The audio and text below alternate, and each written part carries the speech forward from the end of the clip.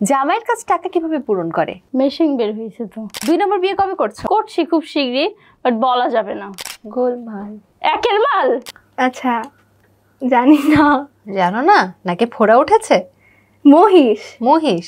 জাতীয় অনলাইন গণমাধ্যম নীতিমালা 2017 লঙ্ঘনের অভিযোগে উপস্থাপিকা তমা রশিদের বিরুদ্ধে কড়া অবস্থান নিয়েছেন বাংলাদেশ সুপ্রিম কোর্টের এক আইনজীবী।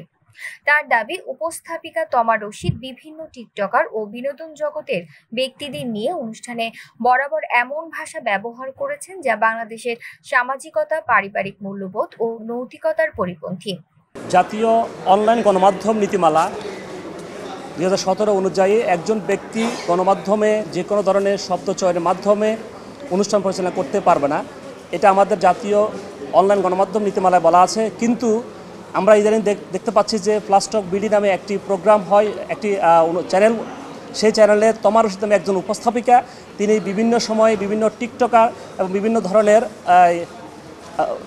ধরনের আপনার হচ্ছে কি অভিনেত্রী ধরে নিয়ে এসে বিভিন্ন শব্দ চয়ন করে এবং এই শব্দগুলো বাংলাদেশের সামাজিকতার সাথে সম্পূর্ণ অসঙ্গতিপূর্ণ।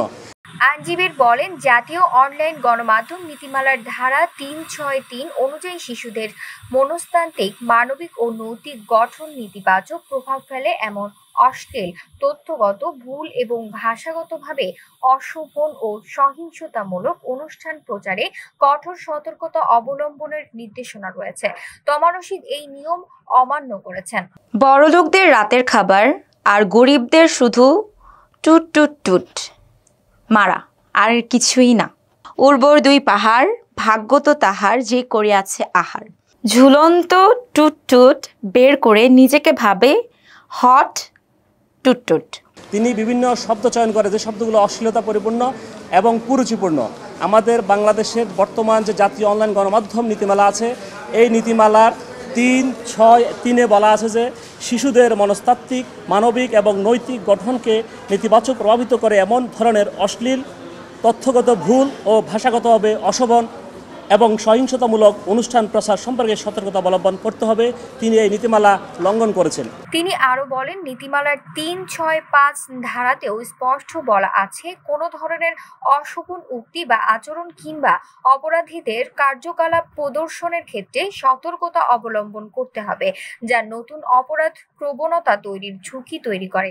কিন্তু উক্ত উপস্থাপিকা তার অনুষ্ঠানে ধারাবাহিকভাবে এমন শব্দ চয়ন করে চলেছে যা অশ্লীলতা ও কুরুচিপূর্ণ আচরণের উৎসাহদাতা হয়ে উঠেছে। কোনো প্রকার অশোভন উক্তি বা আচরণ করা এবং অপরাধীদের কার্যকলাপের কৌশল প্রদর্শন করা, যা অপরাধ সংগঠনের ক্ষেত্রে নতুন পদ্ধতি প্রবর্তনের সহায়ক হতে পারে, এমন দৃশ্য প্রচারের ক্ষেত্রে সতর্কতা অবলম্বন করতে হবে।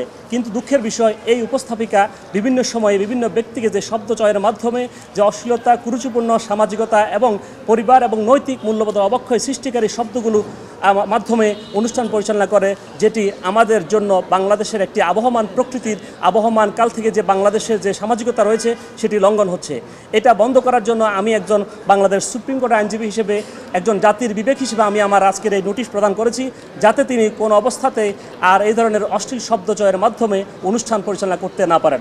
আমরা আশা করব তিনি অতি সত্বর আমার এই নোটিশ প্রাপ্তির 3 দিনের মধ্যে তার প্রচারিত প্লাস্টক বিডি থেকে সকল ধরনের অনৈতিক, কুরুচিপূর্ণ এবং অশ্লীল শব্দ চয়নের মাধ্যমে সৃষ্ট সকল কন্টেন্ট বা ভিডিও তিনি অপসারণ করবেন, এটা আমরা প্রত্যাশা করি।